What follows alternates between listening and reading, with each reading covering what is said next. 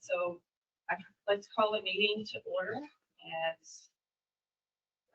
9:55 a.m. And we have roll call. Yes. Vice Chair Cheryl Brown, Present. Commissioner Jimmy David, present. Commissioner Wilma Roberts, present. Commissioner Janet Wynn. Present. We have a quorum. Thank you. Do we have anyone requesting to speak? Next on the agenda is item number 3. And we have a motion to approve the minutes from November 3rd meeting. So moved. Second. All in favor? Thank you. Action items, resolution number HATC 2022-10, and this is to approve the fiscal year 2023 annual budget for the Housing Authority of Travis County. Okay, we're gonna be, as you all recall, we met with you all in groups to cover the details and go to deep dive with respect to the 2023 budget. It is a balanced budget, and we're gonna brief by exception, but we will be pulling that up as soon as we're able to. But in the interim, we'll just have Super go ahead and start with the overview, and then we'll be pulling that out for you. Stop us when you think you've heard enough and it's a filter. Okay. So really, we did a work session with all the commissioners.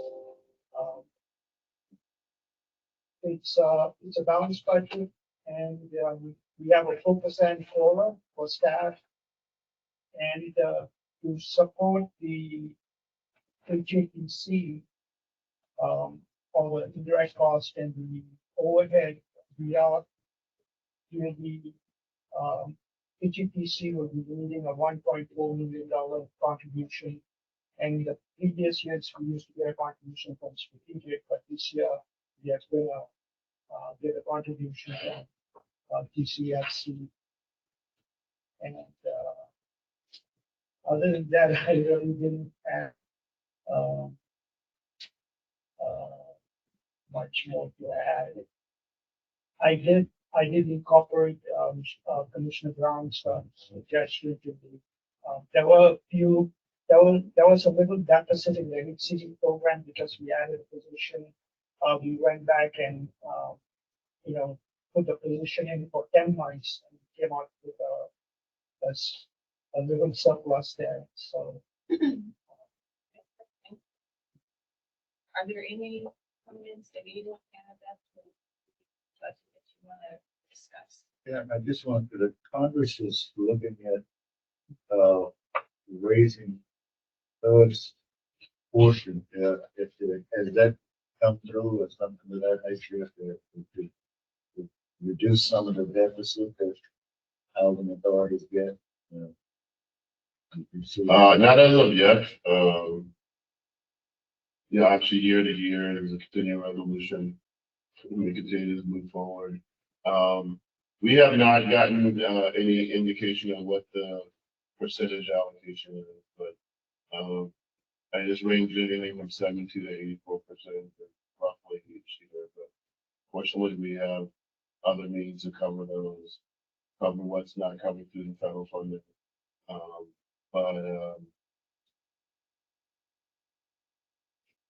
We'll know when we do know, but we have that. Budgets, and they still negotiating budgets, so we'll just keep that in mind and yes, that passes. Help out if they increase it. Thanks. Slightly.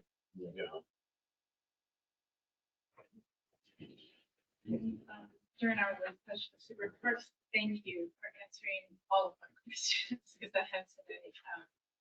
And I think this was one of my takeaways is that utilization of vouchers has to do with how much we receive from HUD, etc. And so one of the comments that we were sharing was how to increase the utilization of the vouchers and is there any First of all, I think, we'd like to be on the governance committee so we can do some deep dives throughout the year to talk about things such as utilization. Christina Montez is here. She can share a little bit more about some of the challenges we've been experiencing, related to utilization. We certainly are interested in trying to think of other ways to do such. Um, and I think I'm gonna allow her just to share a couple of things right now, and then we'll go from there. Sure, I don't think I've met you. No, it's. Just their email. Yes, thank you. So a few things. So I don't have it in front of me. I apologize, but it's in my data, board report. We have, gosh, is it 680 now? Yeah. 680. We have 680 that we can utilize. So of the utilization, we have issues with using our special program vouchers. So the club referrals, the voucher referrals, those are strictly referrals. Those aren't coming from our wait list, and it all depends on our partnerships with them. We engage them monthly, and we can't move that any faster. But we do engage them monthly. Victoria and I, my health manager, and I engage them monthly. So because we have a deficit in the special purpose voucher utilization, we overlease in other areas of our voucher, right? So we overlease in the regular traditional voucher sense. And what we're doing is we're absorbing a lot of the portability vouchers that are coming in, so those are from other housing authorities, so we can maintain that utilization. Like I said, I can't remember if I don't have it in front of me, but the data report, I think from, was it November, was it 670? Of 680, 665 or 680. So we're doing well. We're doing well. We are, and I am aware of the special purpose vouchers not being utilized the way they need. We have quite a deficit there. But we're just concentrating this other way and we can get those filled because we do need to maintain that member officer. Well, we might want to share too about the position with the COC. Yes, and that's gonna come with the presentation, I think, but this, so we have applied for, amendment to our continuum of care grant. We have additional funding there and access to additional funding there, we can actually use that funding to apply for a position.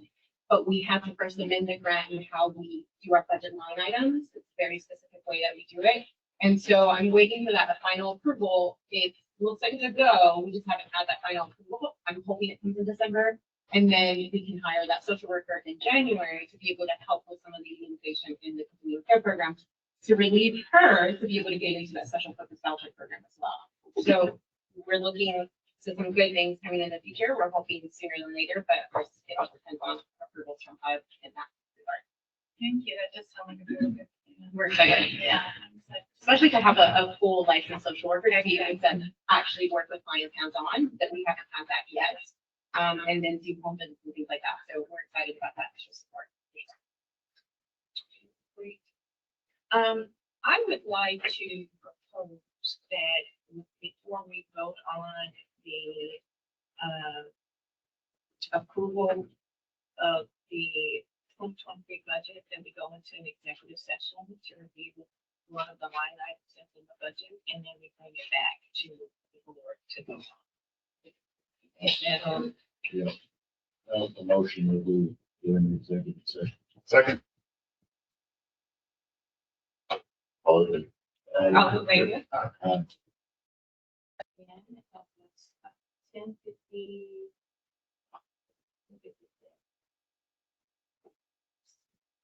All right, We we. need to actually call the roll again.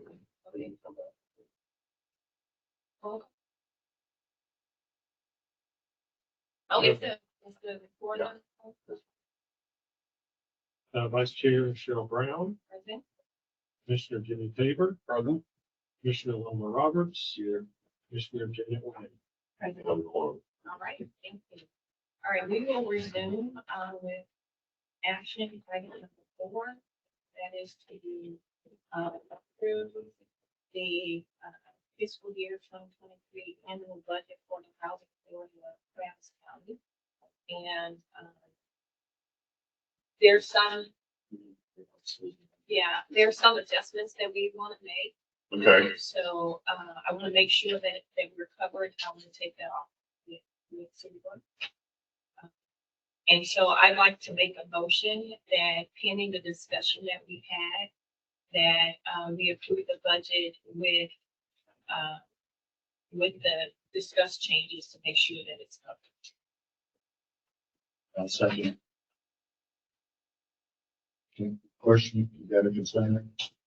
Are they substantive? Because I think if they're not, then you could probably just approve the budget. As, I mean, if you're talking about my, It's not really something. okay, so I think you can just approve it I said, with minor changes. Okay, all right. Okay, then I'll make a motion that we approve the budget. Second. All in favor? Aye. Moving on to action item B, resolution number HATC 2022-11 to approve the proposed amendment of the HATC HCV admin plan. If I may, Brian, just a quick summary of that. So the administrative plan, I worked with Nancy Holton, if you guys are familiar with them. They are one of the leading corporations or whatever you want to call them that help PHA. But I worked with them for a period of a few months, and we went through page by page and read every single document in the admin plan that we had. We noticed that we needed to update a lot of like the normal regular HCV notices that have come out and update notices. Those had not been updated yet. Those are standard that need to be updated. But overall, we did a huge overhaul of the entire admin plan to simplify it. The whole thing was to simplify everything that we're doing. So some of the highlight, like the major highlights that I want to point out was including all the moving to work initiatives that we did, that we presented before. We also have decreased our screening criteria for criminal background. So now we are only screening for what HUD mandates us to screen for, no longer any other things that we had, like aggressive behavior. We're not screening anything about community belonging or responsibility. We're pretty much doing a housing first type of, way that we screen people, bring them in and allow them to come housing the best way that they can. We're also, as far as the special housing type vouchers, we've included the ability to rent out single room occupancy units. That's a special housing type that we have to include in order to do. So we're going to work with Glenn as to how we're going to move forward with that. We have engaged community organization ECHO, and we have an MOU in place for what that's going to look like, but we are going to work with them to house homeless people in single room occupancy units. And then also I want to add that another major item that changed was we added all the remote work language. So during COVID, we were given COVID waivers to do remote work, but we never added it to the admin plan because we were just allowed to do it for the last 2 years. So now we officially added all that language in there. So those are the major changes in there.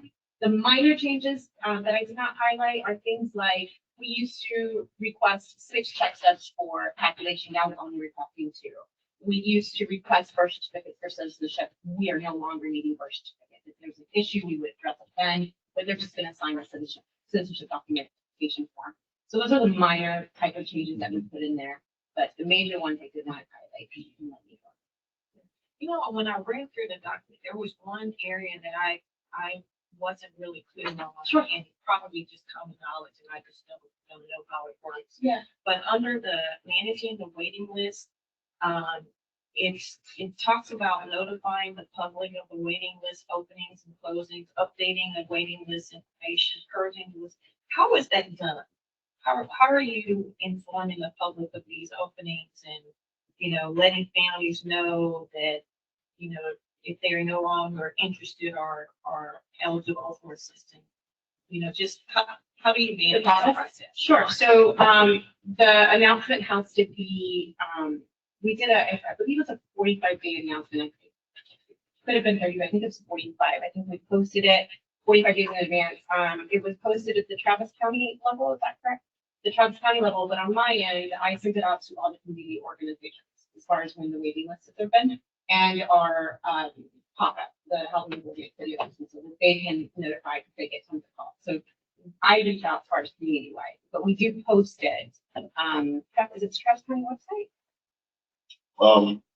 It's the clerk, yes, the clerk has a section on their website, and that's where all the public notices are. So what about this organization? This. And then our website. Our website as obviously, well, as yeah. Our website, all the community organizations post it on their website, you can get out to their, people that they work with. But yeah, but we can post it on our website, that's a mandatory thing. As far as notification though, so I can give you an example, we just went through, so just did it in July. So we, on our notice of opening the waiting list, we had to notify them how they would be notified, right? So the first 500 people, were notified by mail or email, either way, right? If we got a mail return back, then we notified them through email. But we had over 6,000 applicants, so we did not send out 6,000 notices. But everybody who applied online, and when they applied, it was the instruction page before they applied that said, you will be able to check your status by your username and password that you create when you apply on this application. They created their own username and status, and they physically will go into this website called Waitlist Check and then check their status on the website.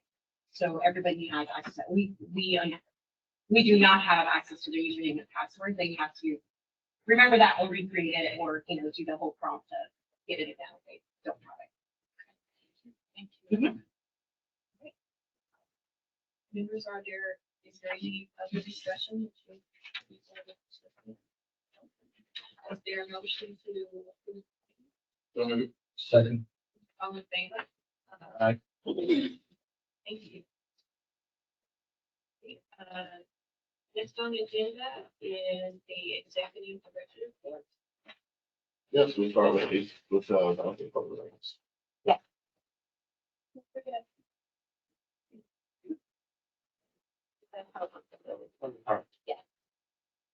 Thank you. I think I'm the first slide. Yes.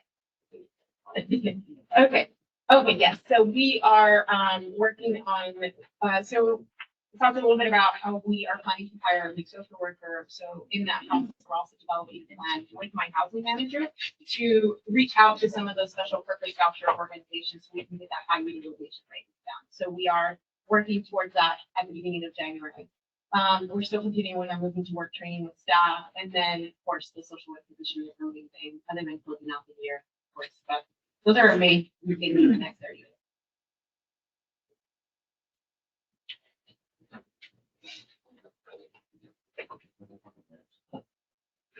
Next. Patrick. Any other questions, Mr. Stevens? Yeah, so I think this is. Yes. Hi, good morning, everybody. Sorry, I didn't update that. My fault, my apologies. But we're still continuing working on TDACA sign up construction efficiencies. We're working alongside with FNH Construction Company as well as the DOM. Continuing the major deficiencies that are outside the scope of work that are being complete. We do have a deadline for the 10th of January. So I'll be following up on a weekly basis with Benjamin from FNH. We've already finished a couple of items that were lowered, like for example, the loans of default we already gave a response, and we just finished also the TDACA file review deficiencies. So we'll be working continuing with the MORS deficiencies. Gabrielle and Rosa are focusing on those file deficiencies, gathering as well new software. I believe we are scheduled for the 9th to get a presentation from Yari to see if that's going to be something that will be migrating onto, as well as hiring staff. Also, we just received a notice from HUD for an upcoming REAC inspection. REAC is a real estate assessment center. They'll just be conducting a physical inspection for properties, making sure that we're maintaining it, as well as the units. We've already went inside every single unit and inspected them. We've noted the deficiencies. What we have to do now is just enter all the work orders, and I'll be working alongside with our agency to make sure that they get everything done. Then REACT inspection is scheduled for December 20th. So we'll be kind of trying to hurry up getting to work for that. But that's all I have for this upcoming 30 days. Do you guys have any questions? Thank you. Do we have a team here? No, actually, they're in the emergency room right now. Then they're all on it, so keep them in your thoughts. Yeah, diabetes and having some challenges. But I'm gonna I'm gonna brief on that. So, we are about to, receive payment from TDACA, for Eastern Oaks. Obviously the project is concluded, but we needed to provide some documents for such. We were successful in closing the Town 2, with TDACA, the financing portion of it. So we should be able to mobilize in the next 60 days for, to start that project. So we're looking forward to that. And we will be bringing back for you all's consideration. There was an adjustment in the request for gap financing. That number went up. So we're gonna need to bring that to you all for the ratification. Here soon, probably next month. And that's really all there is right now, right, to real estate. Thank you. So we are just one more month to the fiscal year end. And we are getting ready to close the books, and we have to make quite a bit of changes for next year, because next year we are moving to work. That's the start date, January 1, 2023, the start date. So some of the accounting setups needs to be changed. So, so towards the end of this month, we'll be working on that, changing the setups. So other than that, just keeping everything up to date.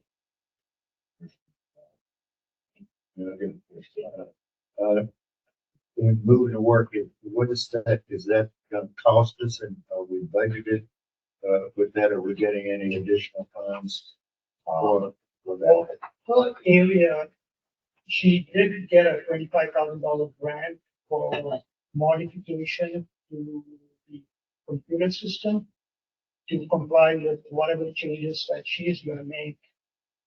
But the software company is just gonna release an update, I believe, to comply with the MPW requirements.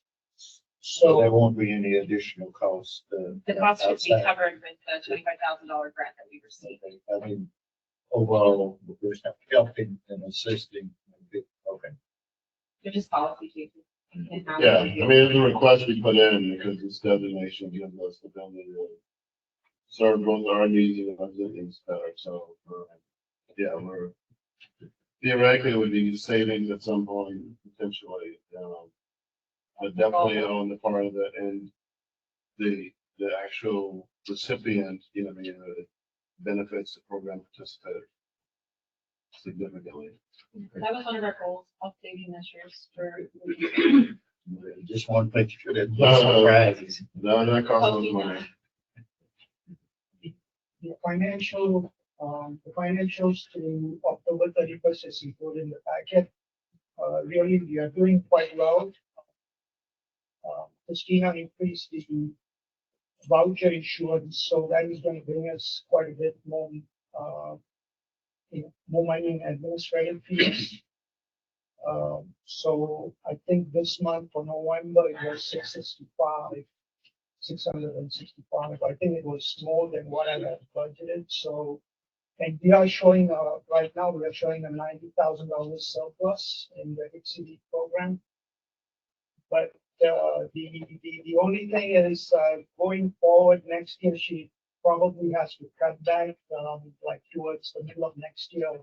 She probably has to cut back on the voucher issuance because, though HUD gives you 680 vouchers a month, they don't provide you the funding for that 680 vouchers because our unit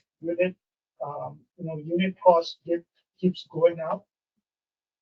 The funds they give us doesn't cover the 680 vouchers. So up to the end of this year, since that's the reason why she was also leasing out, because to use up the monies that I provided. And next year's funding is based on this year's expenses. So it's great that she's leasing out more, so we should be getting a bit more money next year, but she can't keep up. She can't keep leasing 665 because we're gonna run out of money towards the end of next year. So she will have to cut back.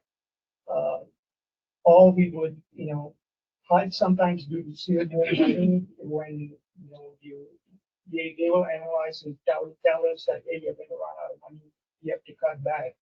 But at the same time, they might give us money to cover if we are on the shortfall. But there is some stigma to it, but, Sounds like a delicate balance. It is. Right, I'm It's sorry. exhausting. The game for sure. Super, anything else? Any comments from the board? Thank you, Super. Mr. Steeler. Good morning. As usual, you have my complete report in the packet, but just to address priorities that I've got going on right now, we're in the middle of wrapping up, hopefully this week, our staff performance development or performance management and review process. So getting all the employee reviews back and recording those and dealing with that process, wrapping up the year. Also doing our planning for 2023 for employee development, training, also tracking what we've done this year, and I'm going to be rolling out a tentative schedule for 2023. So we're really excited about various things relating to that. We're going to be doing something new with I will call it our middle management folks, who the individuals that are directly below the director level, doing some leadership work with them. It's going to include book studies and things like that. So really excited about that. It's a little bit of a departure, or really more of an addition to what we've done before for all employees. And I'll report back to you on how that goes in 2023. We've been doing some candidate search. We actually have 2 interns that have been hired. One started this week, the other starting in December, who are going to be handling some. One's going to be doing the organizational report development, including our annual report, some of the strategic plan tracking, and the other one's going to be doing web content. I guess you call it consulting. We've got somebody really good lined up to do that, to work with our web developer on all the sites that we maintain. Other things to mention, expect to see in January completed our entire policy manual is going to be completely updated. We're working with some individual policies, revising and implementing those right now. Already mentioned candidate search. We're also doing, Christina mentioned hiring a social worker. We're going to be doing that. Hiring somebody for Carlos. So we do have some everyday recruiting needs that we're addressing. And this, I mentioned the strategic plan tracking. I had that up, but that is something that is going to be, we're really going to move a lot of that to a Centern for the first several months, at least in 2023. So any questions on that? And there's a lot more in the report that's in the document. Thank you. Thank you. Sure. Moving on to item number 6, board committee reports. We did have the governance committee and on 7 occasions, and formalized what we were going to do in terms of evaluation. That's all we have. Any other board? Right. Moving on to the second. Discussion items. The first one here is the performance evaluation of the CEO, the director. I think we done that already. Board committee assignments. And we have a list of the committee assignments. I want to solicit, the board members to see if you are interested in being, signing up to be on the committees. There is I noticed on the list, this was a proposal that came out, but we have the governance, finance, and administration committee, HR committee. Today we have, on the committee, I think it was me and Wilma. Yeah, and that's the standing committee this year, probably the thing that Next year. you have to deal with. New board is like, as a big first bid or whatever. So, you know, I'm thinking you can talk up with later. We'll get it. We're gonna have Okay. Everybody. But let's think about these meetings. Have a feel for what it is. And then we'll have another one too, so. All right, any unfinished business, new or unfinished business? Executive session, we've already done that. And is there a motion to adjourn? So. All in favor? All right. Thank you all Thank so you. much.